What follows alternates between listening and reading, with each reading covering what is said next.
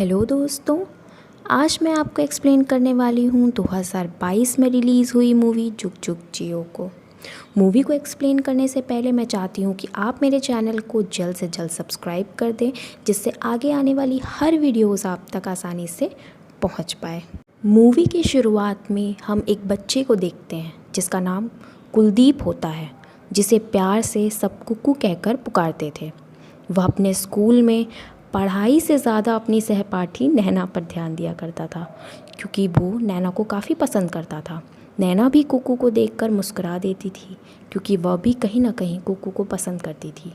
इसी के साथ दोनों अब बड़े हो जाते हैं और उनका बचपन का प्यार बड़े होने के साथ साथ और भी ज़्यादा गहरा हो जाता है।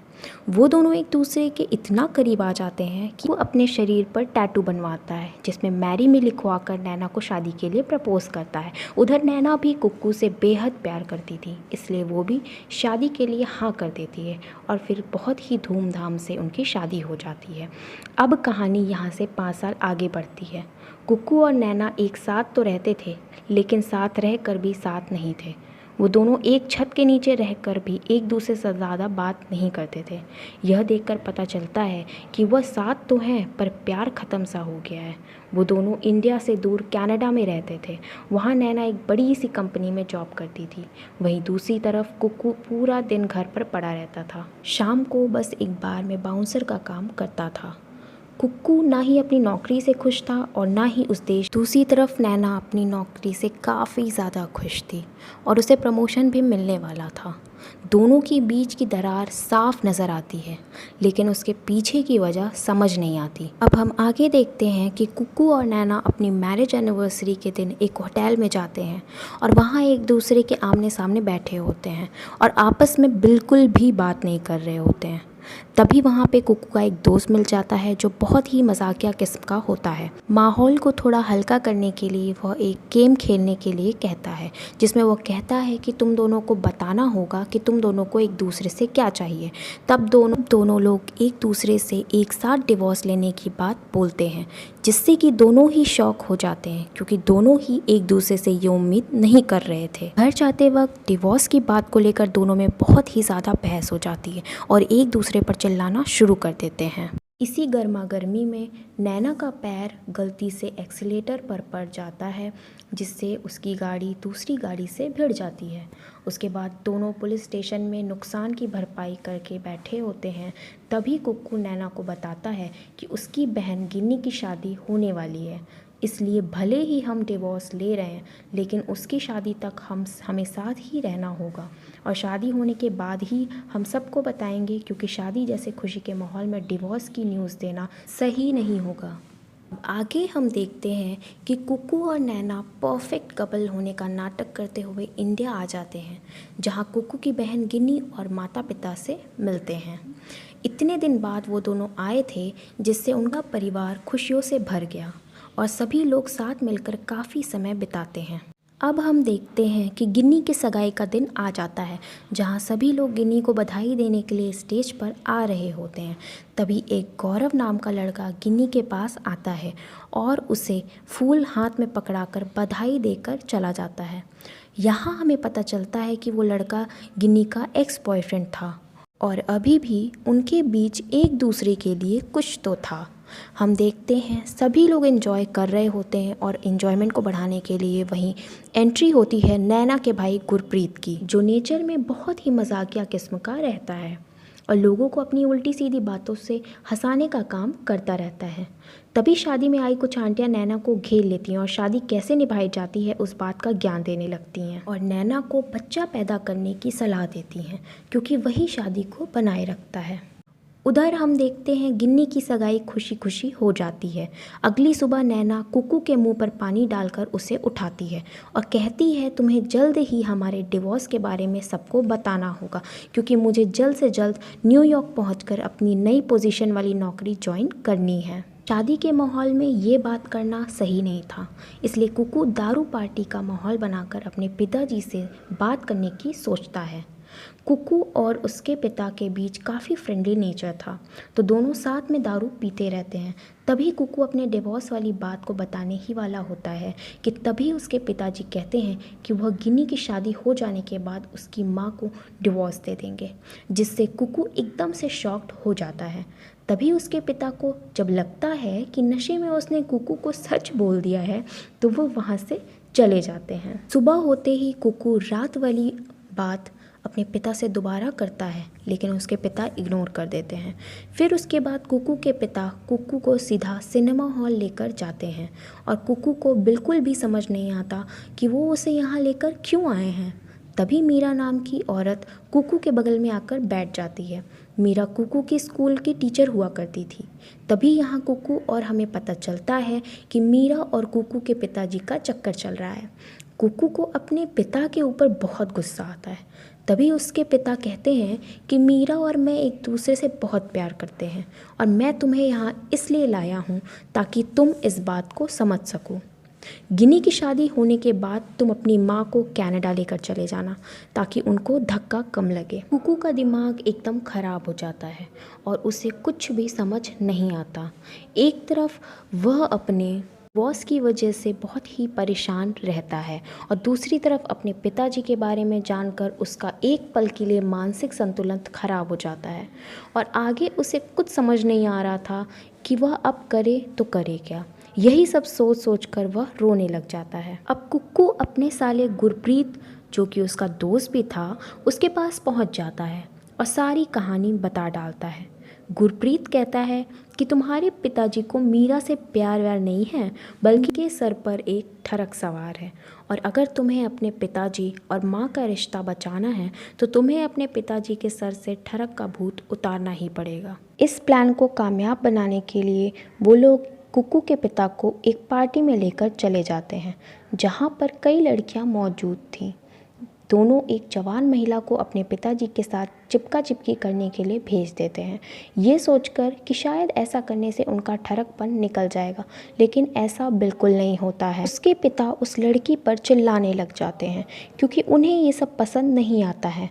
फिर वह महिला उन्हें बता देती है कि ये सब करने के लिए उनके बेटे ने ही उनसे कहा था। पिताजी उन सभी महिलाओं को घर छोड़ने के लिए अपनी गाड़ी में बैठा लेते हैं और साथ में कुक्कू भी बैठा होता है। तभी उसके पिताजी कहते हैं कि 35 साल हो गए शादी को, मैं सिर्फ इतना चाहता था कि हमारे बीच थोड़ा रोमांस हो, प्यार हो, पर ये सब मुझे कभी नहीं मिला। मैंने तुम्हारी माँ के अलावा किसी और को आज तक नहीं छुआ, यहाँ तक कि मीरा को भी नहीं, लेकिन तुम लोगों ने मेरे प्यार को ठरक समझ लिया। अपने पिता के मुंह से उनकी लव स्टोरी सुनकर कुकू को गुस्सा आने लगा और वह गाड़ी से उतर जाता है। नैना की सगी माँ और सासू माँ दोनों मिलकर एक पूजा रखती हैं और एक माता जी को बुलाया जाता है जो आशीर्वाद देकर किसी का भी बच्चा करवा देती थी, क्योंकि सबको लग रहा था कि कुछ कारणों की वजह से नैना का बच्चा नहीं हो रहा है, लेकिन उन्हें क्या पता था कि उनके बीच तो प्यार है ही नहीं, तो बच्चा क्या होगा।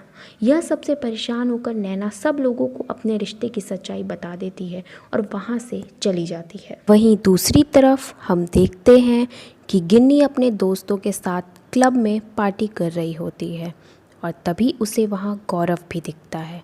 दोनों नशे की हालत में एक दूसरे को किस कर लेते हैं। फिर हम देखते हैं कि कुक्कू की माँ कुक्कू और नैना से अपने डिवोर्स को लेकर बात करती है और उन्हें समझाने लग जाती है कि शादी जैसे पवित्र रिश्ता इतनी आसानी से नहीं तोड़ना चाहिए। तभी कुक्कू के पापा वहाँ आ जाते हैं। कुक्कू की माँ कुक्कू से कहती है कि मैं और तुम्हारे पापा भी बहुत लड़ते हैं, पर कभी भी इस घर में तलाक की बात नहीं आई। तब कुक्कू की माँ कुक्कू के पापा से उसको समझाने के लिए कहती है। तब कुक्कू के पापा कुक्कू को समझाने लगते हैं। तभी कुक्कू गुस्से में आकर अपने पिताजी की सारी बात अपनी माँ के सामने बता देता है और कुक्कू की माँ शॉक्ड हो जाती है और रोने लगती है। तभी कुक्कू के पिता हार्ट अटैक आने का नाटक करने लगते हैं ताकि उन्हें किसी भी सवाल का सामना ना करना। तभी उसे तुरंत हॉस्पिटल ले जाया जाता है। वो डॉक्टर कुक्कू के पिता का दोस्त ही होता है, जिससे वो डॉक्टर को इस बात को छुपाने के लिए कहता है। अपने पिता की तबीयत खराब होने की वजह से खुद को बहुत कोसता है डॉक्टर बाहर आकर पेशेंट को ज़्यादा टेंशन देने से मना करने की बात कहकर वहाँ से चले जाते हैं। इसी वजह से कोई कुकू के पिता से उस बारे में बात नहीं करता और कुकू की माँ बिना सवाल किए उसकी पहले जैसे ही केयर करती है। फिर हम देखते हैं कि गिन्नी की हल्दी का दिन आ जाता है और उसी दौरान कुकू और नैना भी एक दूसरे से थोड़ा थोड़ा बात करने लग जाते हैं। तभी कुकू की माँ कुकू के पिता से मीरा से मिलने के लिए कहती है, लेकिन कुकू का पिता ऐसा नहीं चाहता क्योंकि उसे डर था कि कहीं सारा मामला ख़राब न कर दें। उधर जहाँ कुकू और नैना एक दूसरे को देखते भी नहीं थे, वो एक दूसरे की तरफ होकर लेटे रहते हैं और एक दूसरे को देखते रहते हैं। तभी वहाँ गुरप्रीत आ जाता है क्योंकि उसे कुकू और नैना के डिवोर्स के फ़ैसले के बारे में पता चल जाता है और कुकू का पिता भी वहाँ आ जाता है और कुकू को सारी बातें बताता है कि तुम्हारी माँ मीरा से मिलने की ज़िद कर रही है और अगर ऐसा हुआ तो सब खराब हो जाएगा। तभी कुकू अपने पिता को समझाता है और उनका साथ देने का नाटक करता है, लेकिन अगले ही दिन वह अपनी माँ और मीरा को मिलवाने का प्लान बनाता है और सबको मंदिर लेकर जाता है जहाँ उसकी माँ और मीरा सभी लोग आते हैं। तभी कुकू की माँ मीरा को कहती है कि मेरा पति अगर मेरे साथ खुश नहीं है तो वो तुम्हारे साथ रह सकते हैं, अगर वो खुश नहीं है तो मैं कैसे खुश रह सकती हूँ, इसलिए मैं उन्हें तुम्हें देती हूँ। लेकिन इनके बारे में कुछ चीज़ें हैं जो मैं बताना चाहती हूँ। इनकी शुगर चेक करती रहना, ये बढ़ा देते हैं। इन्हें पीने कम देना वरना इनका पेट खराब हो जाता है और सुबह जब तक चाय नाश्ता ना कर ले कम ही बात करना वरना ये चिड़चिड़ा जाते हैं। ऐसी बहुत सी बातें वो मीरा को बताती है ताकि उसका वैसे ही ख्याल रख सके जैसे कि वो आज तक रखती आई है। इतना बोलकर वो वहाँ से चली जाती है। ये सब कहने के बाद वो नैना के साथ वहाँ से निकल जाती हैं और वाइन की बोतल लेकर एक पार्क में बैठ जाती हैं।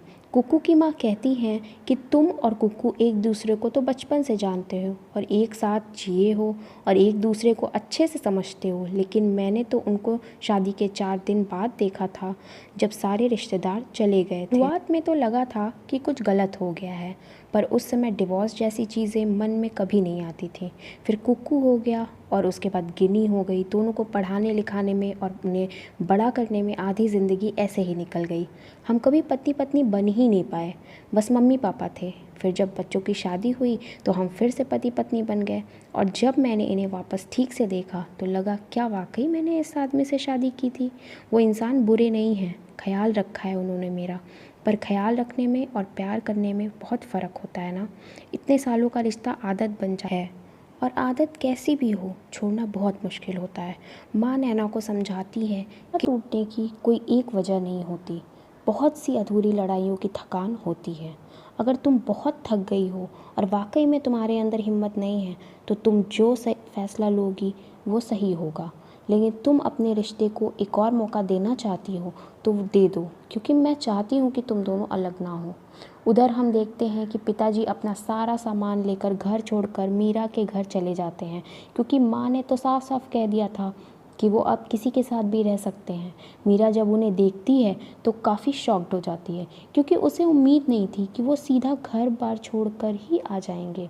वो उन्हें बताती है कि अब वो उनके साथ नहीं रहना चाहती क्योंकि वो खुले ढंग से रहती आई है और वो किसी और के लिए अपनी ज़िंदगी में बदलाव नहीं कर सकती और वो उनकी पत्नी की तरह नहीं बन सकती।